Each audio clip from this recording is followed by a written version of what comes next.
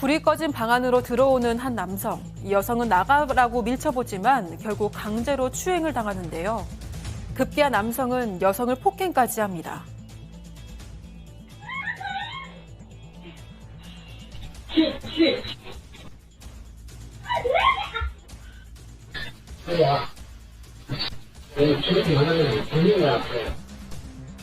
남성은 무려 4시간 동안 폭행과 성폭행을 이어갔습니다. 하지만 증거 영상에도 불구하고 남성이 불구속 송치가 된 게 알려지면서 세간의 충격을 안겼는데요. 대체 그날 무슨 일이 벌어진 걸까요? 헤어졌다고 하는데 며칠 지나서 11일입니다. 전 남자친구죠. 전 남자친구가 술에 취한 채로 여성 허락 없이 비밀번호를 뚜둑 누른 다음에 무단 침입을 했고요.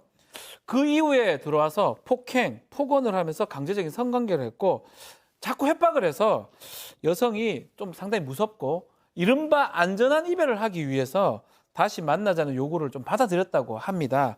그 이후에 5일 뒤에 다시 술에 취해가지고 여성한테 폭행을 행사했고요. 결국 이번에는 진짜로 헤어지게 됐다고 합니다.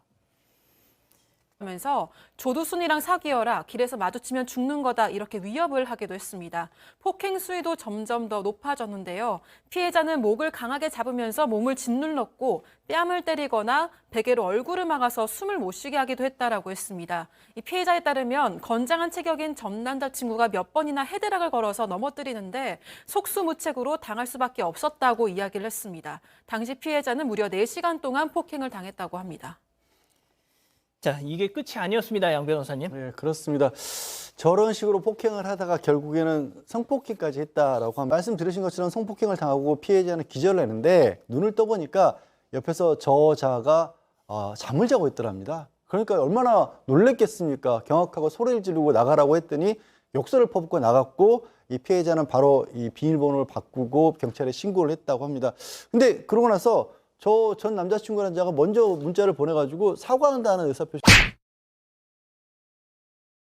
검찰에서는 당시 4시간 동안 상황이 모두 홈캠에 촬영되지 않았다는 걸 기각 이유 중에 하나로 설명을 했습니다. 홈캠의 영상이 전체가 아니라 부분 끊겨서 저장이 됐고 저장이 안 된 상황에는 어떤 일이 있었냐는 건데요.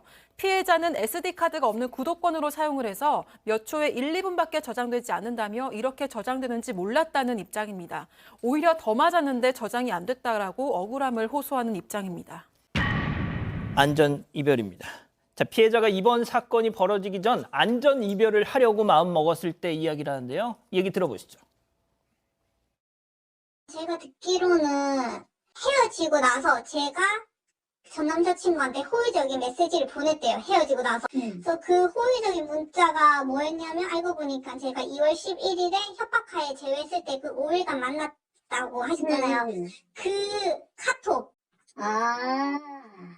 그러니까 그 카톡을 증거로 제출했더라고요. 근데 저는 이해가 안 가는 게 다시 합의한다고 하는데 교제 중인 연인 사이에는 그러면 그렇게 강간하고 폭행해도 되는 건가? 아니잖아요, 이게. 사람한테 비위를 맞춰주지 않습니까? 그렇죠. 목숨이 경각에 달렸는데. 네. 자, 그런데 그렇게 주고받은 카톡을 보고 검찰에서는 이거 약간 호감을 표시하는데?